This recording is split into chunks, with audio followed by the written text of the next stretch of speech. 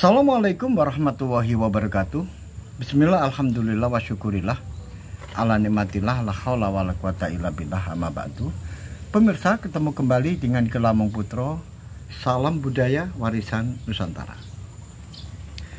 Pemirsa, di kesempatan yang lalu dijelaskan bahwa Bre Kertabumi yang kedatangan saudagar yang berkebangsaan Cina menuju ke Keling dan diterima dengan baik, yaitu Siu Tekyo.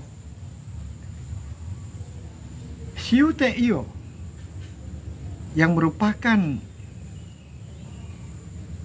pedagang atas angin yang berasal dari Tandes membawa seorang putri yang sangat-sangat cantik. Namanya adalah Siu Banci. Karena itu, Bre Kertabumi benar-benar terpesona dengan kecantikan putri Siu Banci itu. Sampai-sampai Gapuro Pendopo Agung Keling yang roboh tidak menjadi perhatian yang serius. Bahkan Sabdo Palon dan Noyo Genggong yang memberikan saran-saran dan pendapat tidak didengar oleh Bre Kertabumi, karena dia benar-benar sudah kepencut kecantikan dari Siu Banci. Pemirsa dimanapun Anda berada, kemudian menyuruh Rakrian Kanuruhan Aldoko untuk mengurus tempat penginapan Siu Tekyo dan putrinya, yaitu Siu Banci. Dan kemudian Aldoko juga diperintahkan agar besok paginya putri Siu Banci agar diarak menuju ke Pendopo Agung. Pemirsa dimanapun Anda berada, sehingga menjadi sebuah tontonan yang sangat-sangat menarik di Keling, karena arak-arakan putri Siu Banci menuju ke pendopo ini dengan tandu yang dihias begitu indah. Apalagi saat itu suasana di Keling dalam keadaan cuacanya cerah, sehingga masyarakat berduyun-duyun melihat kecantikan dari Siu Banci yang memang diperlihatkan di atas tandu, sehingga masyarakat Keling pada waktu itu benar-benar heran, kok ada wanita yang begitu cantik? Apakah dia wanita atau memang peri atau bidadari yang turun dari kayangan? Pemirsa dimanapun Anda berada, karena Bre Kertabumi sudah benar-benar hatinya tertawa oleh kecantikan Siu Banci. Oleh sebab itu, Siu Banci kemudian dinikahi oleh Bre Kertabumi. Pemirsa dimanapun Anda berada, tapi bagaimanakah dengan permaisuri, yaitu Dewi Amorawati? Dewi Amorawati sebagai seorang permaisuri sungguh-sungguh sangat-sangat cemburu dengan kehadiran Siu Banci yang menjadi pesaing. Demikian juga selir-selir yang lain dengan kehadiran Siu Banci ini. Selir-selir menjadi kurang senang. Tentunya apabila nanti Siu Banci ini akan dijadikan permaisuri, maka tidak ada aturan kalau permaisuri itu jumlahnya 2. Permaisuri hanya 1. Dan kalau memang benar Siu Banci yang akan dijadikan permaisuri, dengan sendirinya Dewi Amorawati akan tergeser kedudukannya dari kursi permaisuri. Tetapi bagaimana kalau dia dijadikan selir? Maka selir-selir yang lain juga merasa terancam. Tentunya yang akan menjadi perhatian dari Bhre Kertabumi, selir-selir yang lain mungkin tidak akan menarik. Oleh sebab itu, kehadiran Siu Banci ini membawa gejolak di kekeluargaan Bhre Kertabumi, khususnya permaisuri dan para selir. Pemirsa dimanapun Anda berada, pernikahan berjalan 3 bulan. Ternyata dalam waktu singkat, dalam waktu 3 bulan saja, Siu Banci ini sudah ada tanda-tanda kehamilan. Sungguh menjadikan hati dari permaisuri sangat-sangat khawatir. Karena apa? Karena selama ini sudah bertahun-tahun Dewi Amorawati menjadi permaisuri, tapi belum membuahkan hasil. Dia belum bisa hamil. Oleh sebab itu, dengan kehamilan Siu Banci ini, maka hati permaisuri sungguh-sungguh sangat-sangat iri. Oleh sebab itu, rasa yang ada di dalam hati permaisuri Dewi Amorawati ini tidak bisa terpendam terlalu lama. Terlalu sakit kalau dipendam di dalam dada. Oleh sebab itu, saat Siu Banci usia kehamilannya sudah mencapai umur 3 bulan, maka diutuslah 2 orang untuk menghadap Bhre Kertabumi.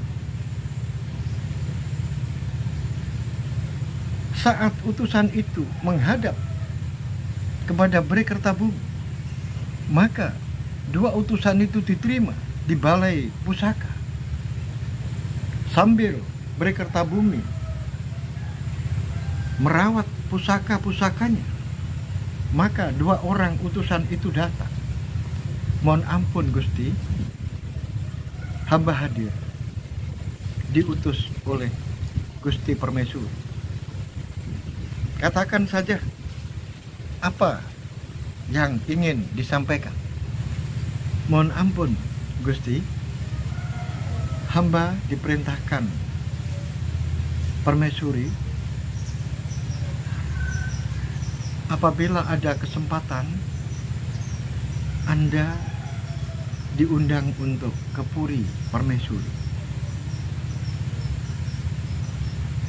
Bhre Kertabumi diam sambil mengelus-elus pusakanya. Tiba-tiba dia menoleh ke arah 2 utusan itu. Baiklah, katakan pada Permaisuri, aku akan hadir. Terima kasih Gusti, terima kasih. Lalu Bhre Kertabumi bangkit dari duduknya, kemudian melangkah keluar. Maka diiringi oleh 2 utusan itu. Maka berjalanlah Bhre Kertabumi menuju ke Puri Permaisuri, dan diruntut dari belakang oleh 2 utusan itu. Setelah sampai ke Puri, 2 utusan itu kemudian mohon undur diri. Pemirsa dimanapun Anda berada, perjumpaan antara Permaisuri dengan Bhre Kertabumi ini sungguh jelas-jelas bahwa Permaisuri ada rasa yang tidak suka apabila Bhre Kertabumi itu dekat dengan Siu Banci. Terima kasih Kang Mas Prabu sudah datang di Puri saya, yang sudah hilang, sudah pudar cahayanya. Kata siapa? Kamu bilang apa? Apanya yang hilang? Apanya yang pudar? Sinarnya. Sinar yang mana yang hilang? Tidak bisa dipungkiri, Kang Mas. Selama Siu Banci itu ada di sisi Kang Mas, pasti Puri Permaisuri ini akan redup dan akan sirna. Jangan bilang begitu. Jangan bilang begitu. Siapa yang menghilangkan? Siapa yang meredupkan? Kang Mas, tentunya tidak ada yang meredupkan, tapi redup dengan sendirinya. Karena cahaya sinar itu sudah berpindah ke putri Cina itu, Siu Banci. Oleh sebab itu, Kang Mas, aku berterima kasih Kang Mas mau berkunjung ke puri saya ini. Dan tentunya aku mengharap kepada Kang Mas untuk jujur berkata apa adanya. Apabila Kang Mas masih menginginkan aku sebagai permaisuri, maka aku mohon agar Siu Banci itu dijauhkan dari kedaton ini. Karena aku sudah melihat dan aku sudah mendengar kabar bahwa Siu Banci sekarang ini posisinya sudah hamil. Sehingga untuk apa Kang Mas ngopeni saya, wanita yang mandul ini, wanita yang tidak bisa memberikan keturunan kepada Kang Mas. Oleh sebab itu, Kang Mas, apabila Kang Mas memilih Siu Banci sebagai permaisuri, aku tidak masalah. Tapi tolong aku pulangkan ke Campa. Jangan bilang begitu. Cintaku kepada kamu, permaisuri, kamu tidak tergantikan oleh siapapun. Aku sangat mencintai. Lagi pula, siapa Siu Banci itu? Siu Banci itu dari kalangan rakyat biasa. Lebih unggul kamu. Kamu adalah keturunan raja. Kamu keturunan bangsawan. Sehingga tidak mungkin aku memilih Siu Banci itu sebagai permaisuri. Aku tetap akan memilihmu sebagai permaisuri. Walaupun aku mandul, jangan bilang begitu. Mungkin belum waktunya kamu diberikan keturunan. Semua itu ada waktunya. Ada yang cepat, ada yang lambat. Oleh sebab itu, aku mohon kepadamu, permaisuri, jangan kamu bilang begitu. Kalau kamu menginginkan Siu Banci itu jauh dari kedaton ini, maka akan saya pisah dari kedaton ini. Kang Mas, aku tidak mau. Kalau Siu Banci itu ada di Jawa, kalau mau memisahkan, harus keluar Jawa. Keluar Jawa, benar, yang jauh sekalian. Kalau tidak, aku lebih baik tidak ada di Jawa ini. Baiklah kalau begitu. Kamu jangan marah. Benar, aku sungguh-sungguh sangat mencintaimu. Dan aku sungguh-sungguh berkata ini jujur apa adanya. Oleh sebab itu, redakan kemarahanmu. Baiklah, aku akan mengeluarkan Siu Banci ini dari Jawa. Terima kasih Kang Mas. Terima kasih Kang Mas. Maka dipeluklah permaisuri. Demikian juga permaisuri menangis kesenggukan di dada Pri Kertabumi. Pemirsa dimanapun Anda berada, ternyata apa yang disampaikan oleh Pri Kertabumi ini memang benar-benar bukan lipstik belaka, tetapi benar-benar diwujudkan. Akhirnya Pri Kertabumi memerintahkan kepada Patih, Rakrian Patih Gagak Ketawang untuk mengurus semuanya. Dan ternyata pilihan dari Pri Kertabumi menyingkirkan Siu Banci ini jauh, tidak ada di Jawa, tapi ada di Sumatera. Maka pilihan adalah Palembang.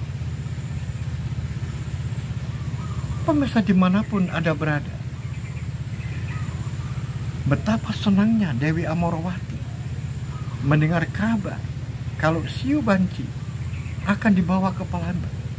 Demikian juga para selir, dia merasa senang karena pesaingnya yaitu Siu Banci memang benar-benar dia gadis yang sangat cantik, mau disingkirkan ke Palembang. Pemirsa dimanapun Anda berada, mengapa Pri Kertabumi ini memilih Palembang? Banyak alasan. Yang pertama, Palembang ini banyak dihuni oleh orang-orang keturunan Tionghoa. Banyak orang-orang keturunan Cina yang ada di sana. Sehingga dengan dibawa ke sana, otomatis Siu Banci tidak merasa asing di sana. Dan dia merasa senang karena bisa berkomunikasi, bergaul dengan orang-orang sejenisnya. Itu yang pertama. Kemudian yang kedua, Pri Kertabumi mempunyai orang, yaitu saudara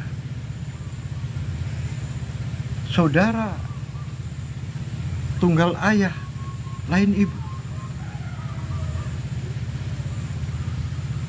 Raja Mojopahit yang terdahulu, yaitu ayahnya Pri Kertabumi, yang namanya Prabu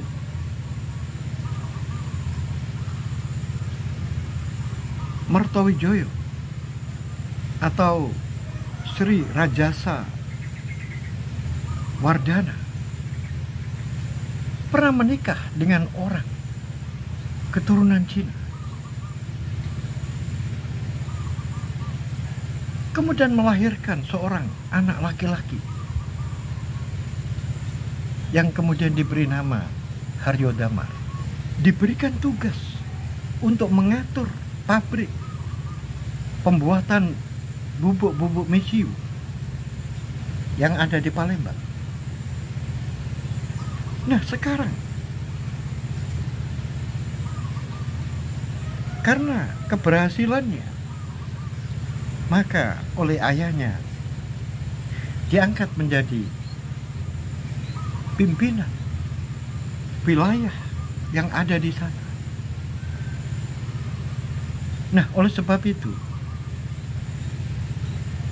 Siu Banci akan diberikan kepada Kang Masnya, yaitu Raden Haryodamar. Raden Haryodamar yang masih keturunan Cina, yang nama Cinanya adalah Siu Liong. Maka diharapkan Siu Banci ini juga merasa tidak terasingkan karena dia mendapatkan seorang pengganti, yaitu saudara dari Bri Kertabumi, cuma lain ibu. Di samping itu juga, dia juga akan menjadi permaisuri yang ada di Palembang. Karena Raden Haryodamar sebagai gubernur yang ada di sana. Oleh sebab itu, diharapkan Siu Banci ini tidak merasa kecil hati, tetapi tetap saja karena Siu Banci ini benar-benar sangat mencintai Bri Kertabumi. Setelah dia mendengar kabar kalau dirinya mau dibawa ke Sumatera, dibawa ke Palembang, maka jeritan dan tangisan dari Siu Banci ini sungguh benar-benar sangat memilukan. Tetapi bagaimana? Ini merupakan keputusan. Oleh sebab itu, Siu Banci hanya bisa pasrah dan akan menjalani apa yang sudah menjadi titah dari Bri Kertabumi. Oleh sebab itu, pemirsa dimanapun Anda berada, maka rombongan yang langsung dipimpin oleh Rakrian Patih Gagak Ketawang bukan main-main. Siu Banci ke Palembang ini diantarkan oleh pejabat-pejabat Keling dan diserahkan kepada Raden Haryodamar langsung dari tangan Nawolo yang ditulis langsung oleh Bri Kertabumi ini, yang kemudian dititipkan kepada Rakrian Patih Gagak Ketawang, langsung diserahkan kepada Raden Haryodamar. Dan setelah dibaca Nawolo, tentu saja isinya adalah bahwa Putri Siu Banci diserahkan kepada Raden Haryodamar, saudaranya, untuk dinikahi, untuk dijadikan permaisuri. Kemudian yang kedua, diberitahukan di dalam surat itu bahwa Putri Siu Banci ini sudah dalam keadaan hamil 3 bulan. Oleh sebab itu, jangan pernah dikumpuli sebelum melahirkan, agar ada kemurnian darah, yaitu darah Bri Kertabumi.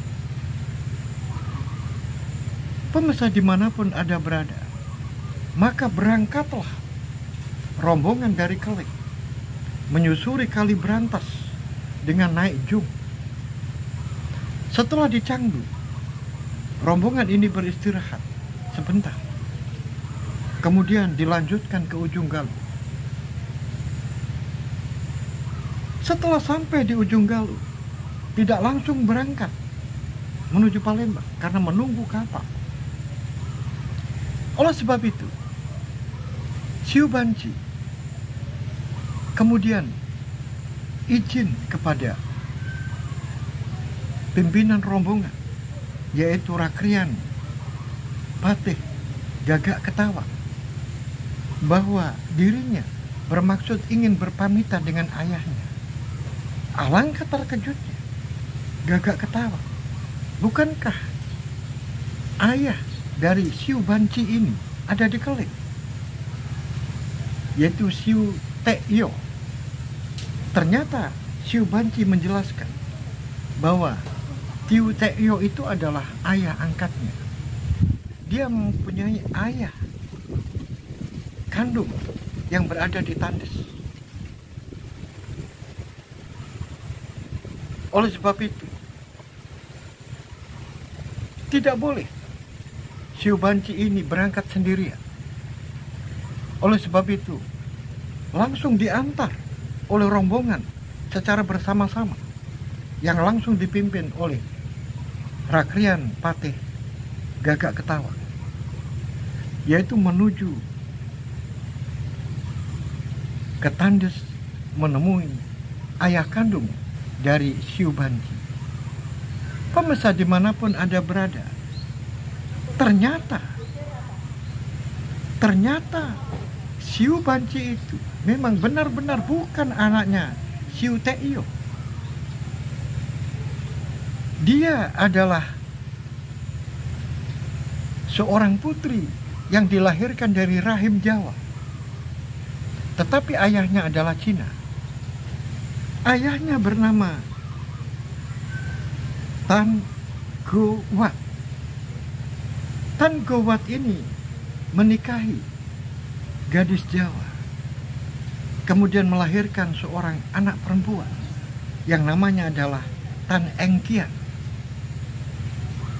Tan Engkian ini kemudian ikut Siu Teio dan kemudian diambil anak oleh Siu Teio. Tetapi ayahnya, yaitu Tan Eng Uwat ini, masih hidup. Bahkan dia adalah penyebar agama Islam di Tandes. Namanya terkenal, yaitu Syekh Bentong. Karena Syekh Bentong ini pergi kemana-mana, sedangkan istrinya yang melahirkan Tan Engkian ini sudah meninggal. Oleh sebab itu, dititipkan kepada Siu Teio agar dirawatnya dan akan dijadikan anak. Karena ayahnya, yaitu Tan Go Wat ini, tidak bisa merawat anak gadis, yaitu Tan Engkian. Oleh sebab itu, setelah ikut ke Siu Teio, oleh sebab itu, oleh Siu Teio kemudian anak angkatnya ini diberi nama Siu Banci. Pemirsa dimanapun Anda berada, setelah Tan Engkian atau Siu Banci ini berpamitan kepada orang tuanya, dan orang tuanya yang sudah memeluk agama Islam ini bahkan menjadi penyebar agama Islam, bahkan di dalam menyebarkan agama Islam sampai jauh, yaitu sampai ke Gunung Jati, Cirebon. Oleh sebab itu, dengan doa, diiringi oleh doa ayahnya, dan agar di Palembang bisa kerasan dan bisa melahirkan keturunan-keturunan yang nantinya diharapkan bisa mewarnai Nusantara. Oleh sebab itu, rombongan yang mengantarkan Siu Banci ini benar-benar sangat terkejut, sekaligus sangat terharu, karena ternyata Siu Banci sendiri sudah memeluk agama Islam. Pemirsa dimanapun Anda berada, begitulah nasib perjalanan manusia. Tidak ada yang tahu kita akan jadi apa ke depan dan mau apa ke depan. Manusia hanya bisa berusaha. Ternyata yang disebut dengan Tan Engkian, yang nantinya sering disebut Dewi Kian, akhirnya sah menjadi istri Raden Haryodamar. Ternyata pilihan Raden Haryodamar oleh Bray Kertabumi mungkin sudah tepat, karena yang namanya Raden Haryodamar atau Siu Liong ini ternyata dia sudah memeluk agama Islam, sehingga Tan Engkian yang beragama Islam, kemudian San Liong atau Raden Haryodamar ini sudah memeluk agama Islam. sungguh sangat tepat sekali apabila Tan Engkian atau Dewi Kian ini menjadi istrinya Raden Haryodama. Pemirsa dimanapun Anda berada, kita kembali ke Mojopahit.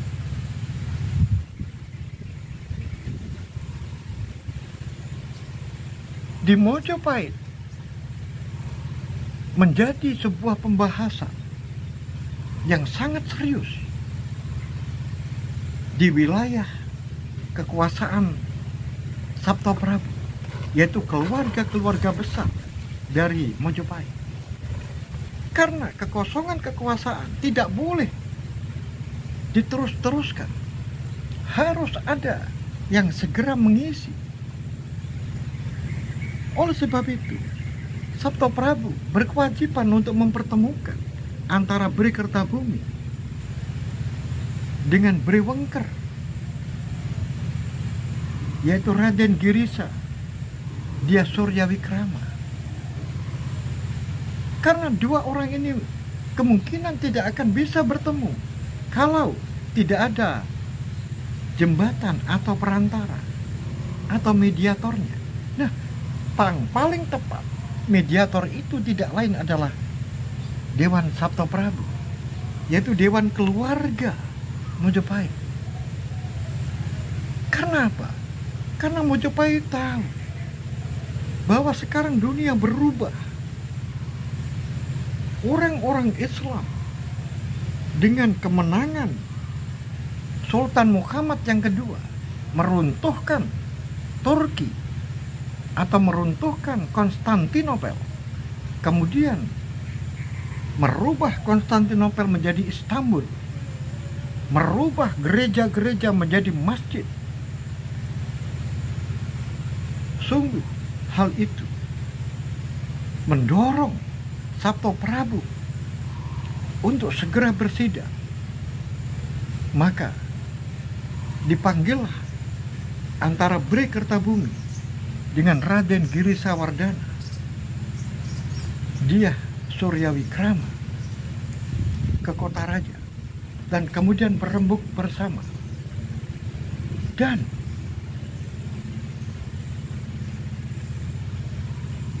Raden Girisawardana ditetapkan sebagai Prabu Mojopahit. Tetapi saat itu, ketika Dewan Sabto Prabu mengabarkan bahwa Raden Girisawardana yang akan melanjutkan pemerintahan di Mojopahit,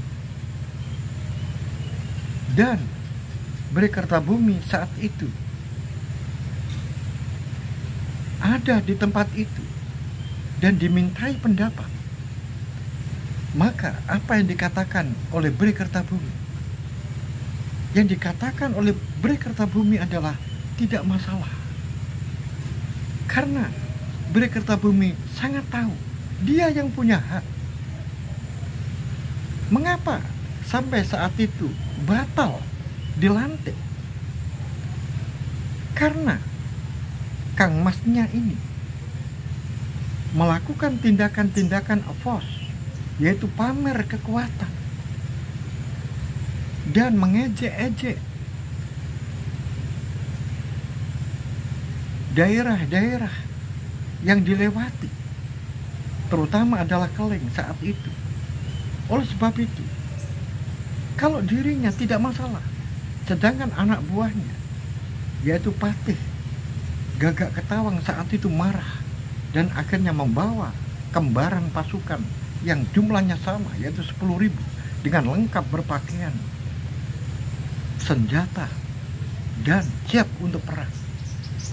Nah, oleh sebab itu, kalau sekarang Sabto Prabu menetapkan Raden Girisawardana untuk dilantik, Bri Kertabumi tidak keberatan.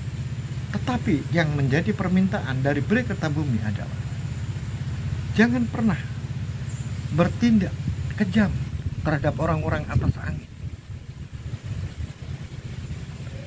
Mengapa Bri Kertabumi mengatakan seperti itu?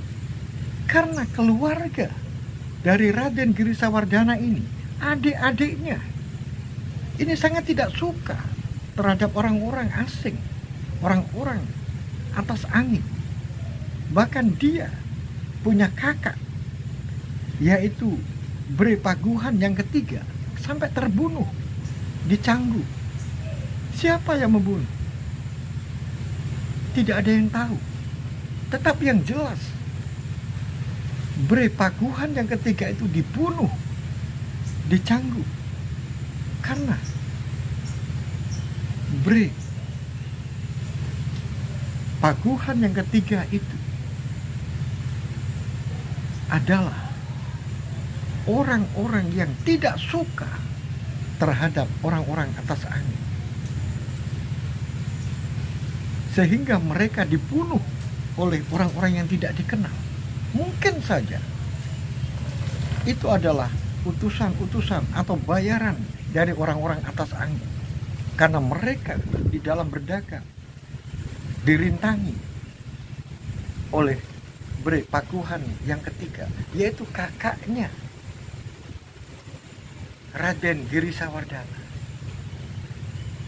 Oleh sebab itu, dia memesankan kepada Raden Girisawardhana, jangan melakukan tindakan-tindakan kasar terhadap orang-orang asing atau melakukan pelarangan terhadap orang-orang asing di dalam mengais rezeki. Mereka bisa dimanfaatkan asalkan dia patuh terhadap aturan. Hal itu disanggupi oleh Raden Girisawardhana, dia Surya Wikrama. Tetapi Bre Kertabumi juga mengancam, apabila Kang Mas Raden Girisawardhana tidak menetapi dharma, maka saya akan menagih janji dan saya akan meminta mahkota itu dan akan saya tarik kedudukan Kang Mas sebagai seorang raja, dan aku, adikmu Bre Kertabumi, akan melawan sekuat tenaga saya.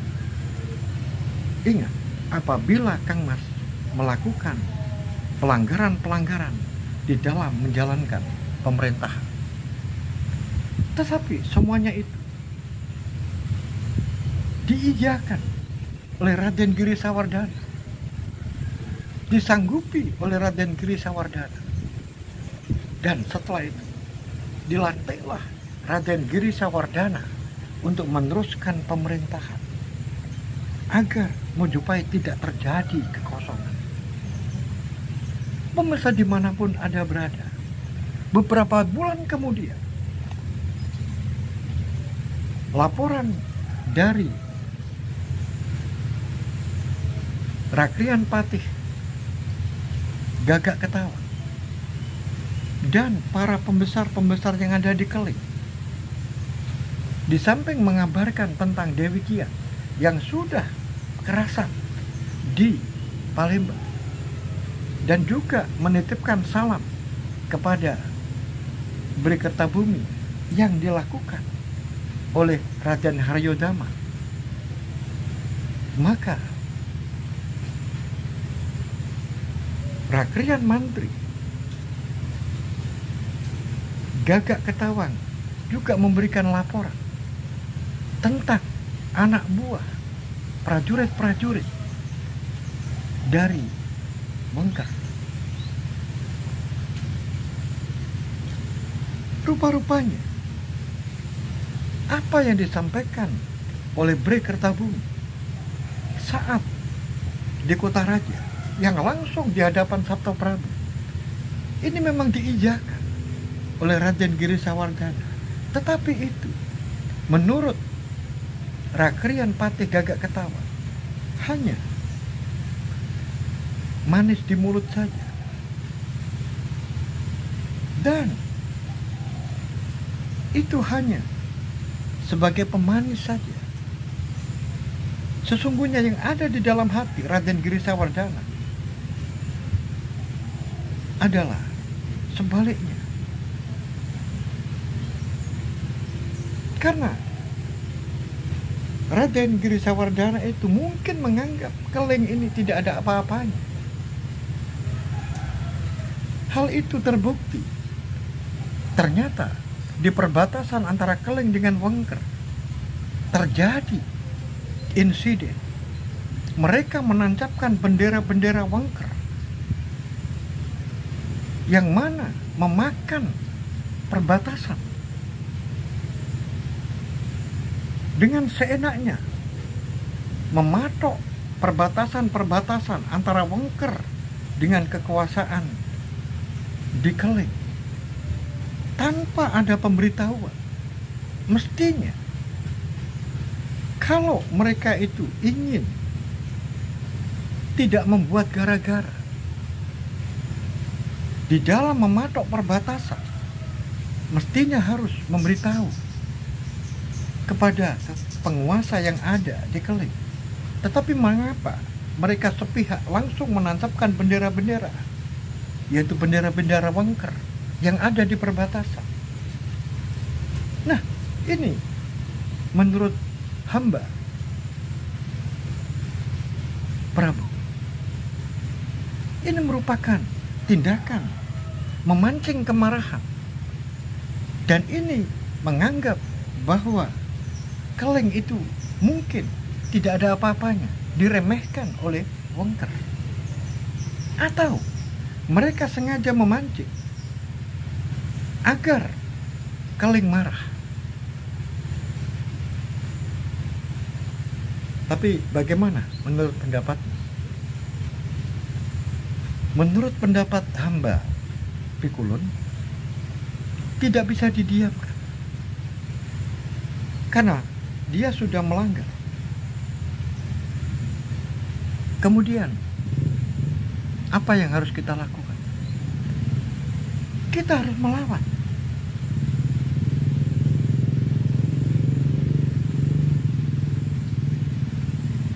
Terus, kira-kira berapa jumlah mereka? Menurut Telik Sandi yang aku kirim ke sana, Pikulun, jumlahnya ada 200 orang. Itu yang kelihatan. Aku tidak tahu yang sembunyi.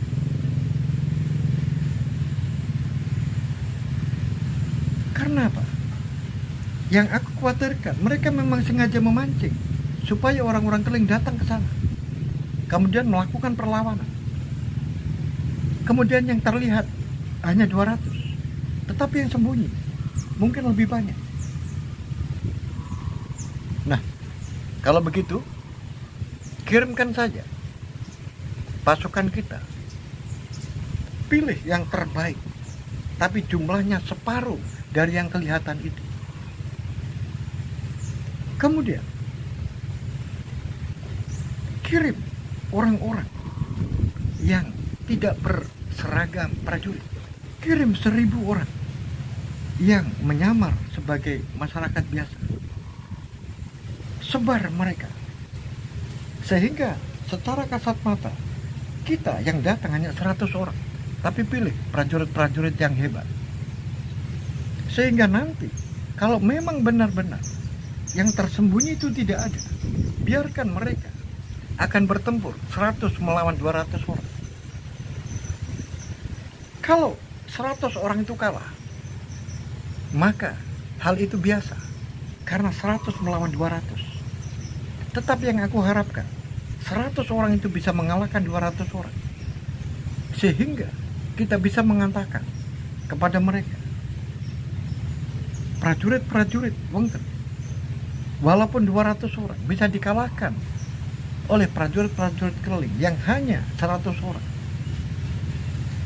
Baiklah Raden, akan saya kelola dan tunggu nanti laporan yang akan saya sampaikan setelah semuanya siap. Dan nanti kapan berangkatnya, aku mengikuti Pikulun saja. Baiklah, sekarang siapa? Pemirsa dimanapun Anda berada, bagaimanakah kelanjutan cerita ini? Akankah terjadi perang antara Bri Kertabumi dengan Bri Wengker? Kalau benar-benar terjadi perang, terus bagaimana akibatnya di kerajaan Majapahit? Kerajaan Majapahit kan sudah lemah. Dengan perang ini, apakah menambah kekuatan atau menambah kelemahan? Oleh sebab itu, pemirsa dimanapun Anda berada, ikuti terus cerita ini sampai selesai. Sampai di sini akhirul kalam. Billahi taufiq wal hidayah wa ridha wal inayah. Assalamualaikum warahmatullahi wabarakatuh. Salam budaya warisan.